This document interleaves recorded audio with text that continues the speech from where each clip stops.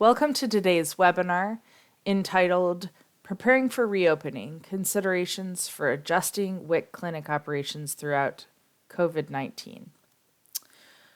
Our guest speakers today will be Barry Kelly, Director for the Bureau of Community Nutrition Services and State WIC Director for South Carolina, Melinda Morris, WIC Manager for Boulder County WIC in Colorado, and Jody Shriver, WIC Project Coordinator for Muskingum County WIC Program in Ohio. This webinar is hosted by the National WIC Association. The National WIC Association provides its members with tools and leadership to expand and sustain effective nutrition services for mothers and young children. Our vision is a nation of healthier women, children, and their families. Thank you for joining us today. I'd now like to introduce the Reverend Douglas Greenaway, President and CEO of National WIC Association, for his opening remarks. For over 4 decades, our WIC community has successfully assured the availability of WIC services for families in need. We've accomplished this despite funding uncertainties, political uncertainties, government shutdowns, complex regulatory and administrative policies, public relations threats, population displacements, natural disasters, and economic crises. Never, though, have we faced a challenge as dramatic, even life-threatening, as we face in this COVID pandemic. We are all feeling the consequences of this public health crisis. It has turned our personal and professional lives upside down.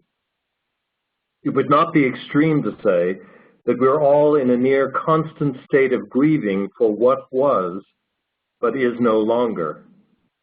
And there is more than enough evidence to suggest that the necessary adjustments we've all had to make out of an abundance of caution and to save lives will be necessary in one form or another for some time to come. But of this I'm confident. You've got this. In characteristic WIC fashion, you continue to deliver lifelines to WIC families throughout this pandemic crisis. And you've done this with heart and patience, with creativity and imagination, and with the firm knowledge that the services you provide make meaningful differences in the lives of our neighbors. I am always inspired and encouraged by your dedication to the mothers and families you serve every day in WIC. At a time when public health is not especially popular, you have all proven yourselves extraordinary leaders. The National WIC Association Board of Directors and staff have done a remarkable job of supporting you through this crisis. Where others may have been silent, NWA has walked with you every step of the way. Staff have pressed for greater opportunities to help you innovate, for more program flexibility and funding, have delivered opportunities for thoughtful dialogue and collaboration, have shaped COVID-specific messaging, have promoted WIC access, and have created exceptional education experiences. I'm extremely proud of their commitment of service to you and to WIC families. Thank you for your continued membership and your support of the National WIC Association. You can count on this with certainty. We've got your backs. We will do everything in our ability to help you grow a nation of healthier women, children, and their families. Now I'd like to turn the program over to Brian Dittmeyer, Senior Public Policy Counsel. Thank you, Doug, for sharing those thoughts.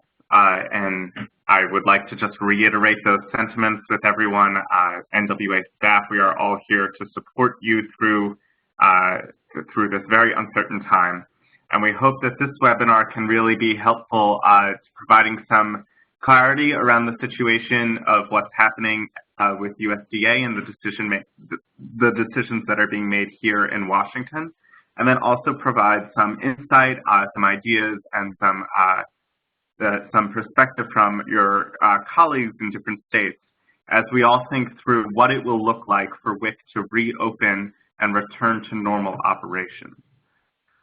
Of course, this must all be said that reopening clinics, normalizing operations, and moving back to how things were before the COVID crisis comes at a time when the program is certainly thinking through other opportunities of streamlining WIC services and certainly continuing to innovate and refine our service delivery to WIC participants.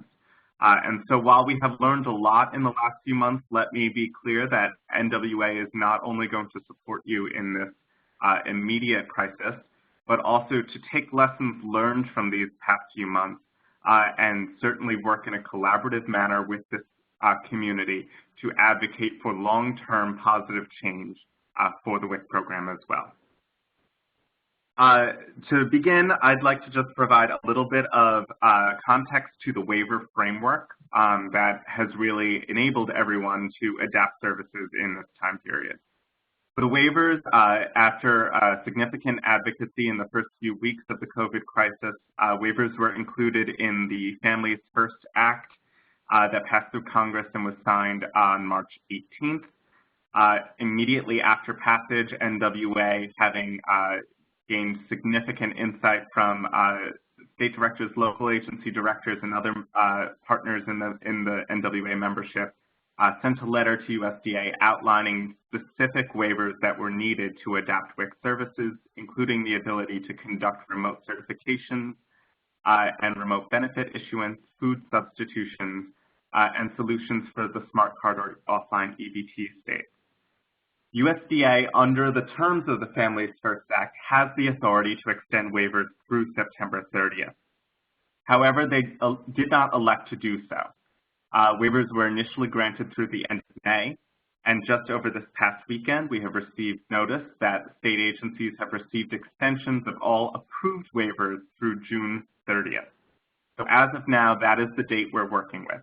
We know USDA has the option to extend them further, and NWA has been consistent in the point of the waivers should be extended through September 30th to afford maximum flexibility to state agencies. In addition to ensuring that the waivers are approved by USDA, we know another layer of state planning is what is coming out of your governor's office. A lot of the decisions around what is open and what will be reopened is being made by the governor and certainly with a broader perspective of not just WIC clinics, not just public health offices, but also businesses, parks, playgrounds, public spaces, and so on. We know that nearly every governor has articulated some form of reopening plan for businesses and society generally. While WIC clinics are generally not singled out in those plans, we have been advocating with states to hold off on WIC clinics being in the first wave of those plans for reopening, and so that WIC clinics are given especially the population that we work with and the logistical challenges of bringing children into a social distancing environment. We want to be very cautious with reopening WIC clinics and, again, preserve the option for keeping remote services or modified services for as long as possible throughout this crisis. I know that everyone is keeping an eye on when the waivers are due in June 30th, but we are also keeping a long-term view for the waivers as well. The current authority is through September 30th, but Congress has been alerted that the waiver authority may need to be extended even further, especially if there is a resurgence of the coronavirus in cooler months in the fall. And so with this being said, NWA continues to advocate to Congress and USDA that waivers are extended for the longest period of time necessary to create flexibility for state agencies to make the decisions best for their own agencies and their own communities. We are also, as I mentioned, keeping a running list and open to all of your perspectives on what is working throughout this time period. And after the COVID crisis has reached a conclusion, we will be lifting up the ideas that are working as permanent positive policy suggestions to ensure that we continue to meet the needs of WIC participants and deliver services effectively and in an innovative manner.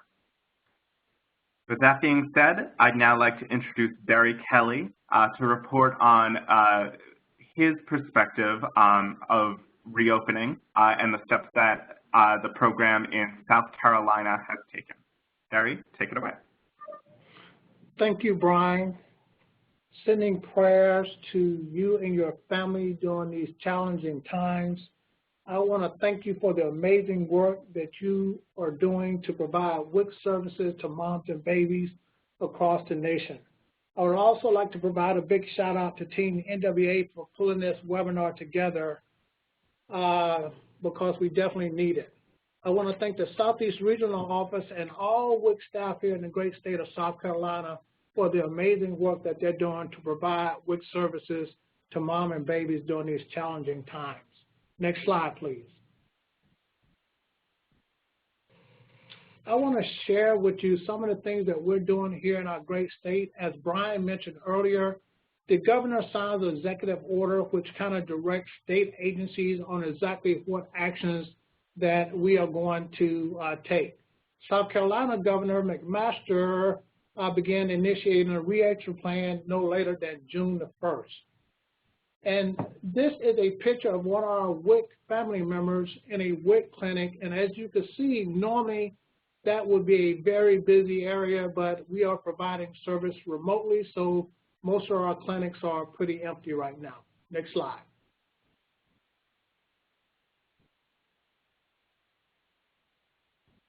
Next slide, please. Can you go back one? There you go. Thank you. I will tell you the number one priority for me as a state WIC director is the safety of our WIC staff and the safety of our participants. So every decision that I make and leaders make here in South Carolina is safety first. Our Department of Human Resources has been looking at the guidance from CDC and OSHA, and with the leaders here have really worked with business partners across the state to develop a reentry plan for all state employees. Next slide. Some of these steps are, one, to make sure that our staff have the protective equipment that they need in order to make sure that they and our WIC participants are safe. We have hand sanitizers throughout our buildings, and we ensure that all our employees understand the guidance that has been provided by CDC and OSHA guidelines. Next slide. We have also, social distancing is a common language today. So we have placed markers on our floor, sidewalk, doors, and elevators to ensure that we're maintaining social distancing. If our buildings have cafeterias in them, some of the seats are being removed, and we're doing all we can to ensure that our staff maintain the social distancing. If a state employee is traveling to a destination within the state, we're limiting the amount of employees to 2 employees per state vehicle to try to reduce the close contact of our employees. Leaders at all levels are given the flexibility to make common sense decisions with reentry back into the workforce. Next slide. Here in South Carolina, we have 3 phases for our reentry. Right now, we're in phase 1. And in phase 1, only the people that have critical core functions will be returning back to work. Telework is highly emphasized here in our state, and a great portion of our state employees are working remotely right now. Phase 2 and Phase 3 has not been initiated as of yet. Next slide, please. These are the 4 critical functions that are listed in the South Carolina Department of Health and Environmental Control Continuity of Operation Plan. WIC services fall under critical 3 here in our great state, and that means that our services may pause if forced to do so, but we're supposed to resume duties 30 days after the event. In this issue, a human pandemic. Next slide, please. These are the core functions that we have listed in our COOP plan. WIC certification, as I mentioned, is a 3. WIC operations, 3. WIC benefit issuance, 3. Nutrition education, 3. Breastfeeding education and support. We have one critical function that is a critical level 1, and that is because Phyllis Allen, one of my division director, actually addresses practice issues related to registered dietitians. Next slide.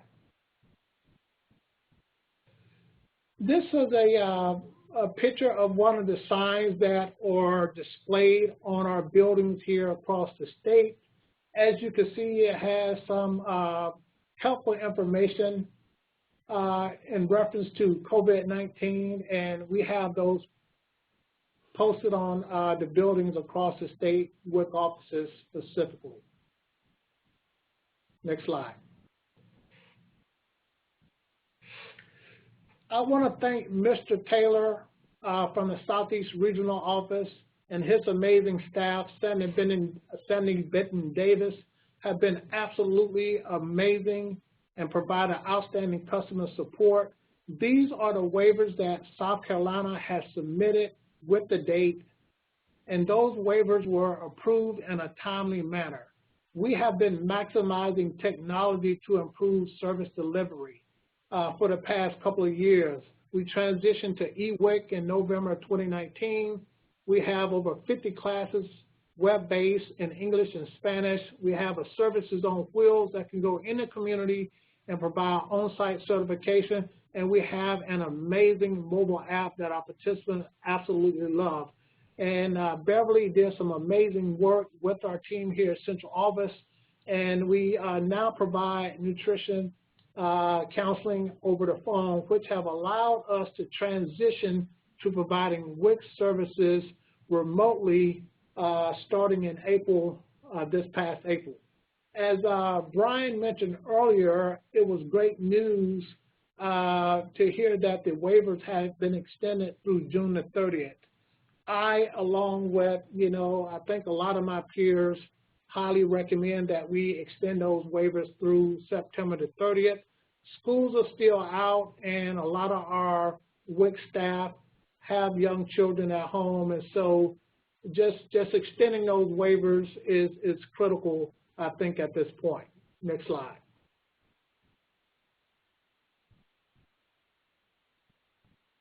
Next slide, please. As I mentioned earlier, this is what, reality looks like right now. You can see we have a WIC staff behind the desk, and we have a sneeze guard there, and we have a participant there that's, receiving WIC services. But really, if you go to our clinics right now, they are very empty. We're, really providing service remotely. Participants that are coming to the clinics are driving up in their cars, and we're doing what we can to ensure that we maintain social distancing to protect their health and the WIC staff health. Next slide. These are some more cool pictures. Sometimes the pictures are worth 1,000 words. These are WIC staff and participants. In the Low Country, Kristen is the program manager there, provided this picture to me.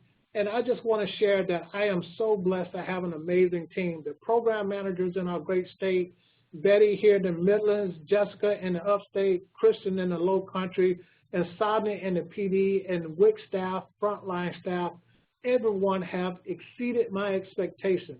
Here in our great state during these challenging times, I was very happy when I received the last participation report and learned that we have increased participation several thousands during COVID-19 operations. So the WIC staff is doing some amazing work here, and I just want to thank them all. Next slide. As I mentioned earlier, we've really focused on maximizing technology to improve service delivery. That's what our eWIC card looks like right now. We have a cool app, and I'll tell you, I cannot imagine providing WIC services if our great team had not done the work that we did to maximize technology to really meet the participants where they are, and that's on their smart device these days. Next slide. All right, that concludes my brief presentation. I'm going to turn it back over to Emily. Thank you so much for the work you're doing. I hope you and your family stay safe. Thank you so much, Barry. I am now going to hand it over to Melinda Morris, who is the WIC Program Manager for Boulder County Public Health in Colorado, and she will speak about reopening a local agency WIC program. Good afternoon, folks, and also good morning to those of you who are west of me in Colorado. Before I start, I want to just call out the incredible support that my local agency in Boulder, Colorado has gotten from the Colorado WIC staff and State Director Heidi Hoffman, as well as all the expertise that all of us appreciate for the National WIC Association. So today I'll be talking about my local agency experience and where we are right now. And I reviewed the questions and concerns from the attendees prior to starting the webinar, and they are the same questions and concerns that we have.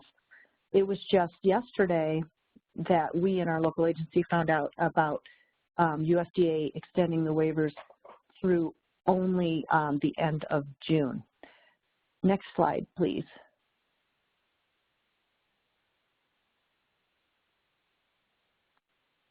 Can you advance to the next slide, please? Thank you. My staff is a total of 9 of us. We have 6 educator paraprofessionals and 2 RD supervisors. And we serve a caseload of approximately 3,000 participants in Boulder County, Colorado. Boulder County is basically northwest of Denver area and has 3 main cities where we have clinics. Longmont is our largest, Lafayette and Boulder are other 2 smaller clinics, which are only open a couple days per week each. We were, interestingly enough, because some waivers address monitoring of local agencies, our local agency finished our twice every 2-year local agency monitoring on March 11th. We got our report, and it was on Thursday, March 12th, and Friday, March 13th, when the decision was made to work remotely. All staffs took home the equipment that they needed for that, so that on Monday morning, March 16th, we were prepared and began serving our participants remotely. This is our 10th week serving participants remotely, and it is working very well.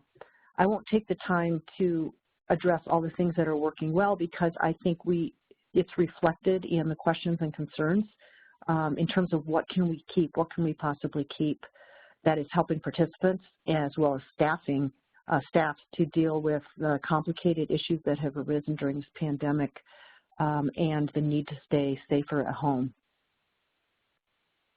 All right, next slide, please.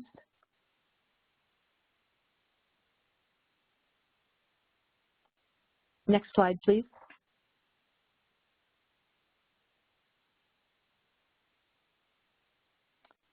Thanks. Our reopening plan is unfolding now. As we all know, we found out about the date of the waiver extension yesterday, and that is very significant for my local agency. Our WIC program is located in Boulder County Public Health, and we have begun the process of planning for the reopening, and we're calling that the recovery effort. The public health has been tasked with assisting every single division and program in the county government, assisting them with all their PPE, all their plans of how to get into back into the building, also with assessing what tier the different programs fall in. So public health is assisting us, the programs that reside within public health, but as well as is assisting things like the financial folks, the Housing and Human Services, Sheriff's Department, road maintenance, everything. All of those programs are being assisted by public health. So as I'm sure all of you are aware, public health agencies are really overwhelmed by this effort. So we have a tier structure at Boulder County Public Health and Boulder County in general that is going to be used to determine who goes back when. And so it was just yesterday that we had the answer to whether WIC will be a Tier 1 or a Tier 2 program. So basically, Tier 1 services in Boulder County government are those that have continued throughout the pandemic.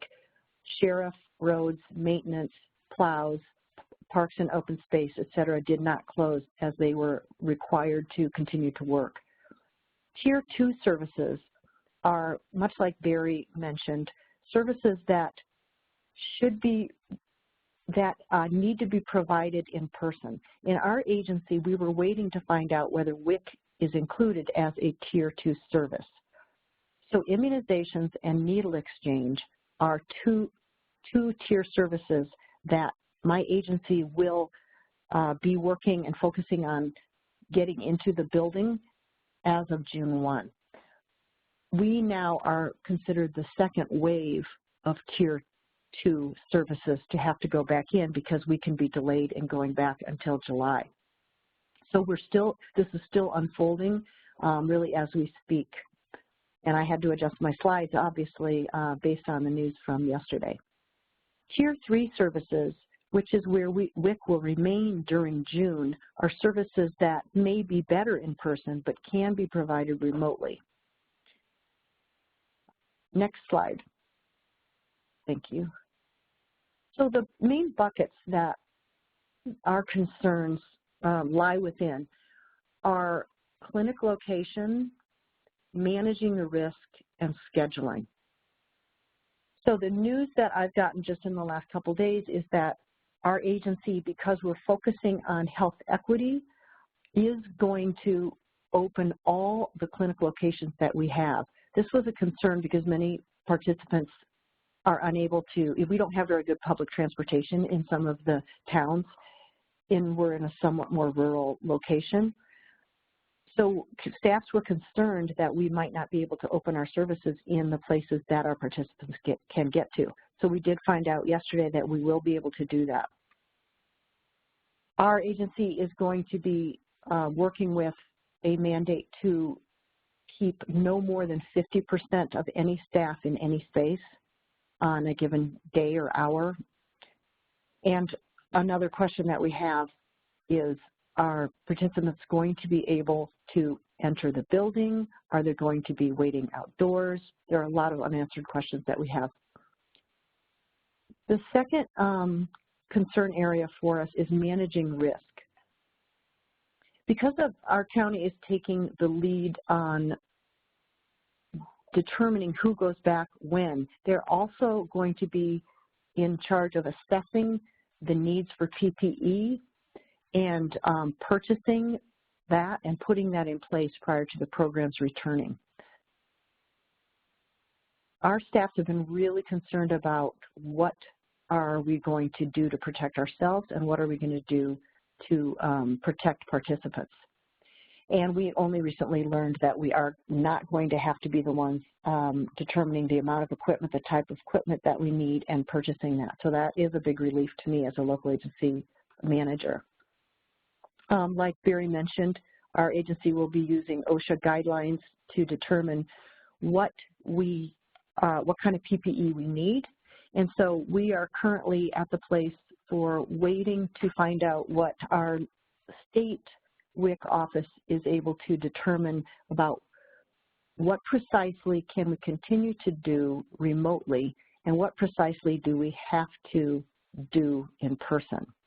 So for instance, the PPE that we get will be determined by whether we have to do hemoglobins, weights and heights, whether we have to collect signatures on our electronic signature pad, or whether we collect like a general signature document in person, or whether we can continue to get a non-signature with the reason of COVID-19 as a reason for being unable to get an actual signature. So we may be able to get face shields if we're going to have to do hemoglobins. We'll be fitted for N95 masks for anything we do in the clinic, and we may be needing to purchase plexiglass barriers if, in fact, we have to complete, for instance, an entire visit in person in the clinic. So my agency is waiting and is actually quite relieved that we won't be going back as of June 1, that it'll be July. Again, all of us, including my agency, would prefer for us to have the waivers extended through the end of September, because the burden that this places on the agency at large in adding another program that has to go back into the clinic is really quite large. As far as participants, we hear daily from our participants that they are frightened to come back into the clinic. We've had participants tell us that they will not stay on WIC if they have to come back into the clinic. So that's very concerning for serving the needs of our participants and for keeping our caseload up and providing safety. The most concerned of all, of course, are moms of new babies. And I'm sure all of you are hearing that as well. What we're currently working on right now is problem solving, or beginning to problem solve, how to schedule participants. And we're floating a few scenarios because, of course, we don't know what will we have to do in person and what can we do remotely. So we don't know what that looks like yet. So we're trying some scenarios.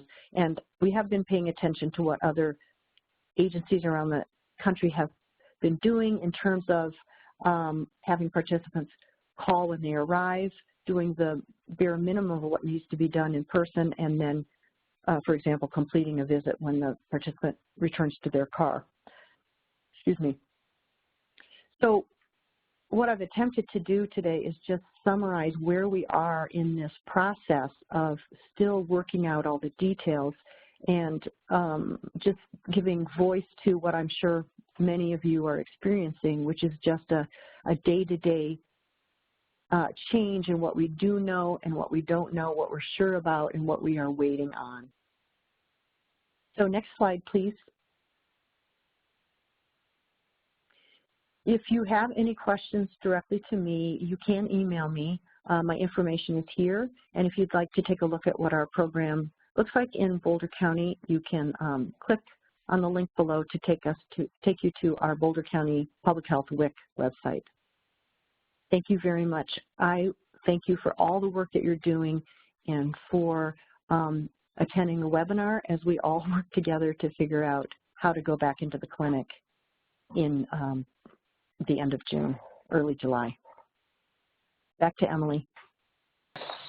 Yes, thank you very much, Melinda, for your time and energy. Now shifting over to Jody Shriver, who's our WIC project coordinator in Muskingum County, Ohio.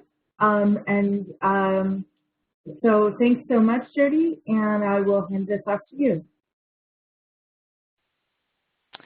Sure. Thank you for having me. I'm excited to be here and share some ideas and plans about moving forward, I guess. We'll go ahead and skip to the next slide. I'll start off with this image of the state of Ohio. So Ohio is currently, you can see where I am. I'm in Muskingum County as part of the Southeast region. We have our 5 regions throughout the state that include a variety of sizes of clinics, as well as different grantee agencies like a health department or federally qualified health center or a community action program. Currently in Ohio, our system is an offline EBT system, and so we cannot load cards remotely. So there's still the individual with the family still needs to come to the office to provide or to get their card loaded and receive their benefits. So that adds another obstacle or barrier to work around when we think about planning and moving forward. And something else with the varying grantee agencies is you have to think about what rules there are within your agency as well as in the program and across the state before you can start really thinking about a plan that works for everybody. Next slide. All right, so in Ohio, the current recommendations are try to telecommute or work remotely whenever possible, which we're trying to do within our office, keep us to about half staff or minimum staffing, with the whole idea if somebody gets exposed that we can still provide services with the other half of our employees. Employees must wear masks or facial coverings within the office. And currently, my agency is requiring that all of our visitors wear masks or facial coverings too. So within Muskingum County, we do have a stash in the office of masks, and the participants have been wonderful and very, very compliant, and no strong complaints or anything about wearing it. Everyone seems to understand. We are also doing a screening of all employees and visitors on site. We do encourage employees to do screenings before they arrive. And then visitors, we have a temp check person and then also asking the questions about symptoms and signs to see how they're feeling before they really enter the building. We have access to hand sanitizing stations or restrooms to wash your hands, and then there's guidance throughout the office to provide that social distancing and know what the 6 feet separation actually looks like.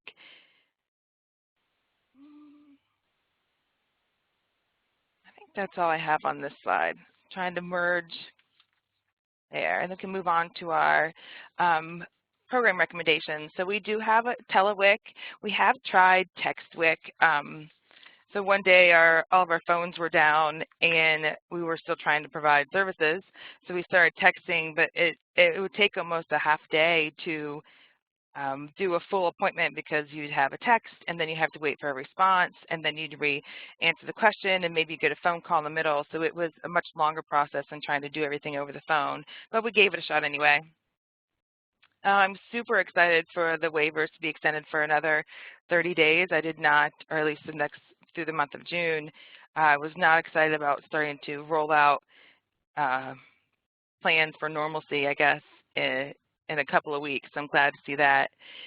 The other thing I'm trying to really balance within my program is the safety and sanity of our employees and our participants, because I think that's important to provide good, tailored nutrition education and services to everyone.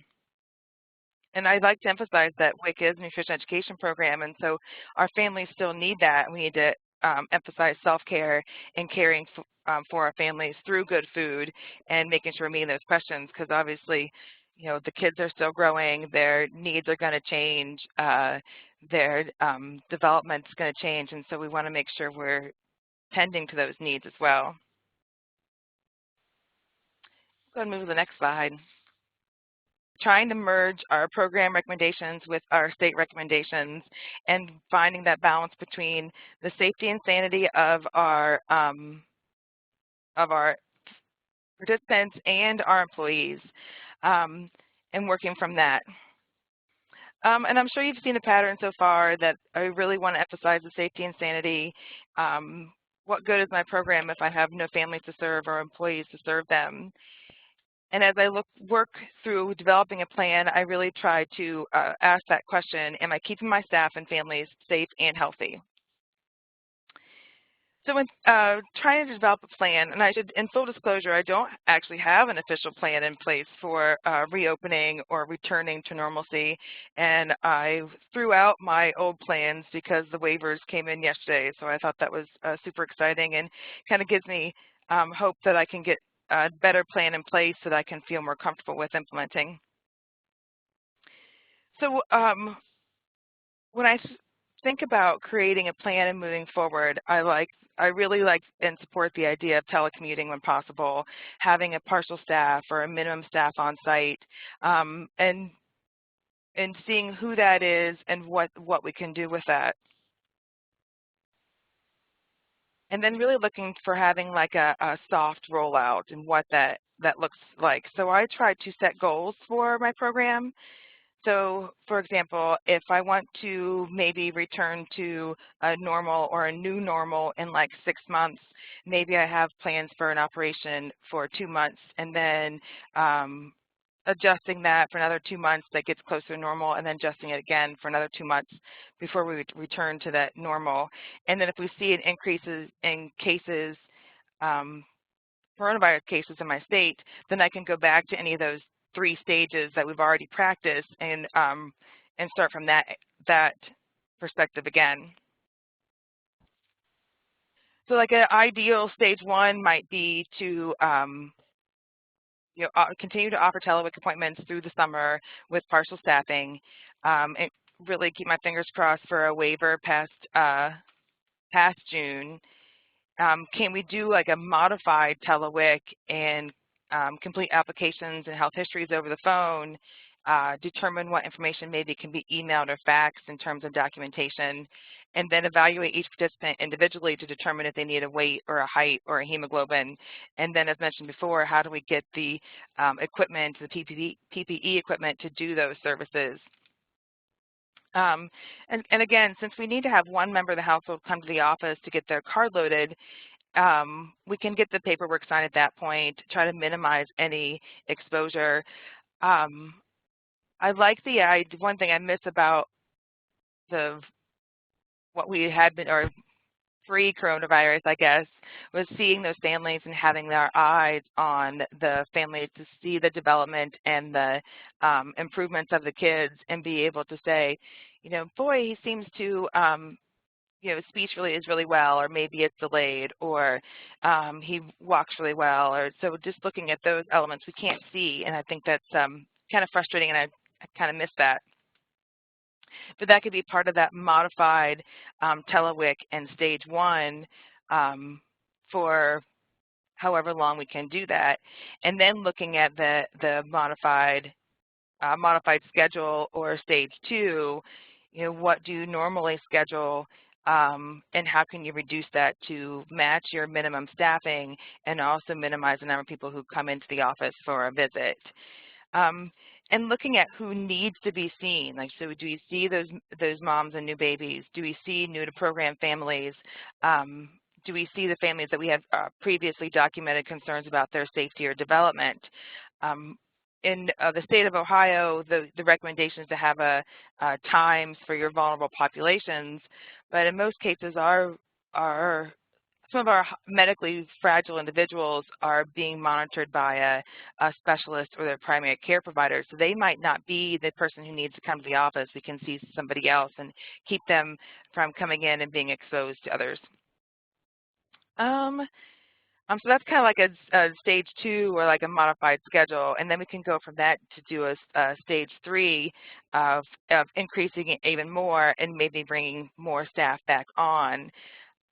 Again, I don't know if I mentioned this earlier, so when we talk about our needs of our program and the needs of our families, and then even we have to pull in the needs of our employees to make sure they're able to perform their roles to the best of their ability, and try how can we mesh all 3 of those things together to continue to provide good service and keep everybody safe. Go to the next slide. And I think this is another theme I have since this whole thing started, is trying to find that balance of what we can hold on to, what do we want to let go of, and knowing which to do of either of those. And I think the Frozen song, Let It Go, has been my new theme song, to know when I can step back and be like, that's not something we can worry about right now, or we can let go of that because it does not play a major role in improving the safety and sanity of my staff or my families. So again, there's my email and my local phone number here. I know we only have a few minutes left to answer questions. But if you have more concerns or thoughts to share, I'd be glad to discuss. So we have a few questions for our panelists today that we'd like to go through, and I think some of these were probably already partially addressed in the remarks from our panelists, but hopefully we can have some conversation right now. And it's becoming very clear that the amount of discussion we need to have around this is probably more than we can cram into 1 hour. So I think we will definitely be scheduling other opportunities for us all to check in about this. And so if your question is not addressed on today's call, we will certainly be continuing this conversation in the coming weeks and months. Okay, so the first question we have for our panelists is, how can we encourage participants who might be frightened to come back into the clinic? And what are some strategies to help maintain a positive experience for participants during this transition? So any of our panelists that want to unmute and weigh in on that, that would be great.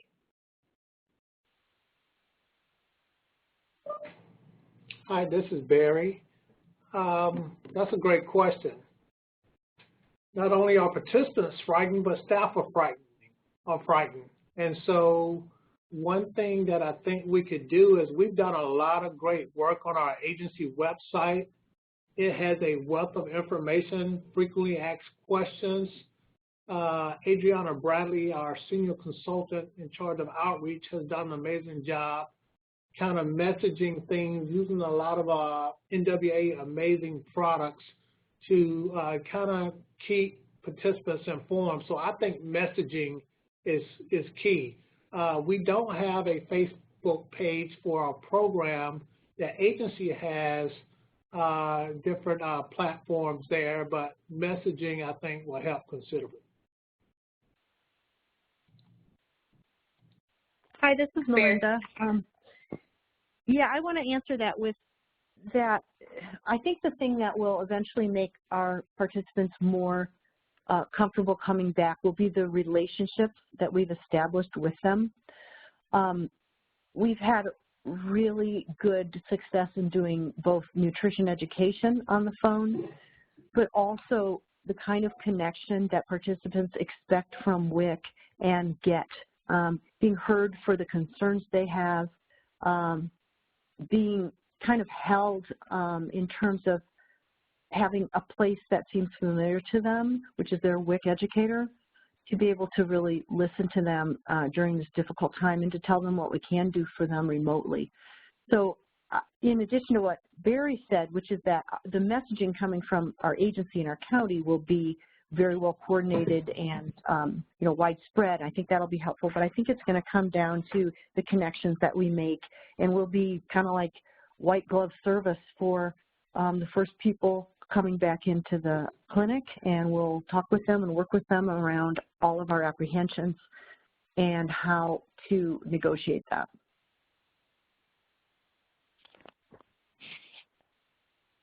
Thanks, Melinda. Jody, did you have thoughts on this one? Not any more than what everyone else just said. I think the relationships are the big thing, and then explaining what each clinic is doing to keep everybody safe might lessen some fears. Okay, great. I'm going to skip ahead a couple of questions. I'm going to skip down to question number 4. Since fewer clients will be able to come in during a given day because of social distancing protocols, how will we accommodate all of the participants that we have, and or how should we triage and or stagger appointments? Do we have any recommendations from the panelists on that question? This is Melinda, and that is the million-dollar question. I am still sitting with that myself, and my team is thinking through that. And we're fortunate that Colorado WIC, our state office, convenes a weekly meeting with all the local agency directors. And so we're really kind of brainstorming together, and we'll be coming up with solutions and at least things to try and test out as we go. It's not going to be perfect when we go back. We're going to try our best, implement our best guesses and estimates, and then we will fine-tune based on how things go. Thanks, Melinda. This is Jody, and I was going to add, we were experiencing the same thing. And actually, one of my son's teachers said that she was getting assignments from her fourth grade students at like 1 and 2 in the morning, because that was when she had that quiet time. So it just was a big red light bulb to me that everyone's schedules have shifted and changed. And so looking at what can my schedule be? Like, it might even need to shift to be a 10 to 6 to accommodate the changing needs of our family. There's no reason to come in at 7:30 or 8 o'clock if there's nobody up and going to want to take advantage of that time.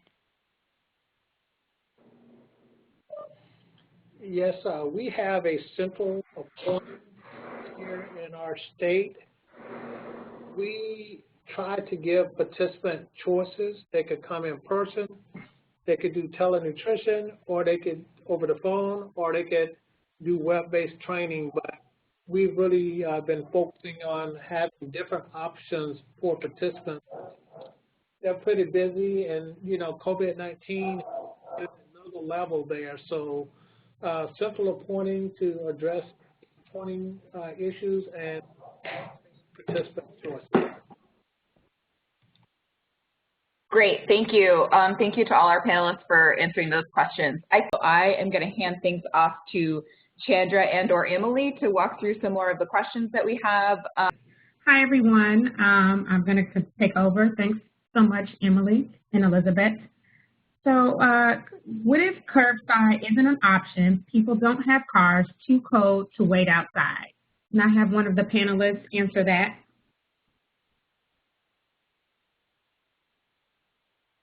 This is Jody, and we've allowed families to come in, just try to have one individual come in. But we also recognize, I see there's a question someplace else about when people can't, when they have to bring in everybody. And I guess I can't not let them bring their children in. We try to do our best and keep everybody as safe as we can. But I feel like that's a sacrifice my clinic has to make for the family that they're serving. And maybe we can make sure nobody else is in the building too for that individual. This is Melinda, and we are basically, to answer that question, I need to wait on guidance from my agency, because my understanding is that there are going to be very strict protocols that will pertain to every service and program that will be in county, operating from county buildings. So that's something that I don't have the answer to yet, but we will fortunately be able to weigh in on it, but the decisions have not been made yet. Thank you.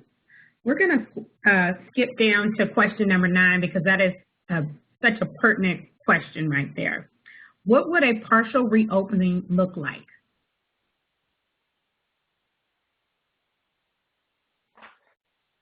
This is Melinda.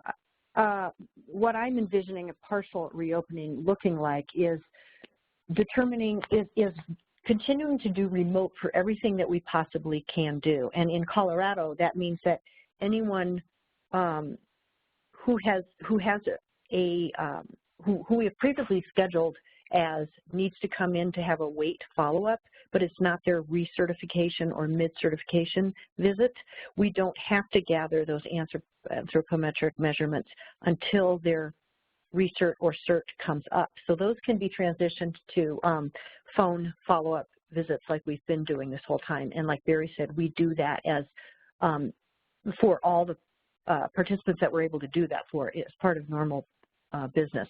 So partial reopening means bringing in only those participants that we have to see for physical presence, and that I don't know all what that's going to look like.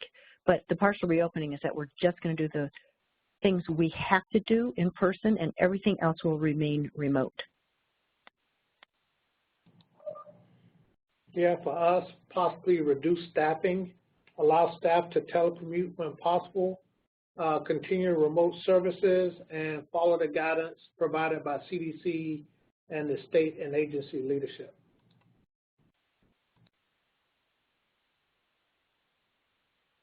Nothing more to really add.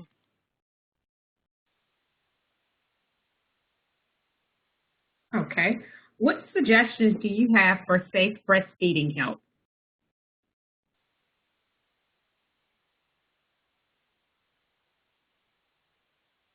Unfortunately, I don't have a whole lot. My breastfeeding peer helper and I were just talking today about what it would look like if we had a weight check station or something in the office. Could we put it in a isolated area with a separate door? Because we do have moms that have concerns about breastfeeding, weight gain, latch, soreness, pain, and there's only so much you can do virtually. So it has come up, and I do not have a good answer, and I'm really open to suggestions if anyone has any. This is Melinda, and during this time, of course, we have not done in-person breastfeeding assistance. We have used resources in Colorado put together by Colorado WIC, and we also use our breastfeeding peer counselor program, which is a remote program for us. It is housed in another county, so that always operates as a remote phone consultation type thing. We refer participants to the hospital they gave birth in. Most of those hospitals their lactation staff have adapted to be doing, I think, maybe face-to-face through, FaceTime or what other media means to do counseling for moms who have delivered there. And then we also had a very fortunate situation in our agency, which is one of the IBCLCs working for a completely different program was able to be shifted to provide free counseling to our WIC participants. So we've been able to support them in that way. But in terms of assessment in the clinic and watching latch and stuff, I agree that is kind of in the future. I don't know how we're going to do that.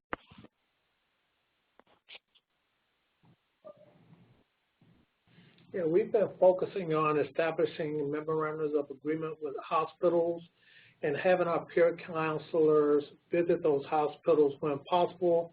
I think one of my peers mentioned FaceTime, and we have a considerable amount of IBCLCs and CLCs in the state, and our peer counselors, have phones and computers and, continue to provide that help remotely. That's what we're currently doing. I wish I had Beverly. She could give you a lot more details on that. Thank you, panelists. And with that being said, I want to thank all of our panelists for joining us. Their contact information was on their slide, so if you have any questions, please feel free to reach out to them. Please note that the session will be recorded and will be shared tomorrow along with the slides. We do have a couple last-minute things to share with you all. Here are some post-webinar opportunities. Please join the NWA Slack platform for COVID-19 response working groups. There's a channel dedicated to reopening. All attendees will receive an invitation for the Slack platform within 1 business day of the webinar. Send your developed guidance, policies, and other resources to share with NWA for our COVID resources page. Also, NWA will be developing an FAQ document, and we'll share this as well. And just another thing, the 2020 Virtual Annual Conference will occur on June 23rd through the 25th. If you're interested in attending, please click on the link included on the slide for more information.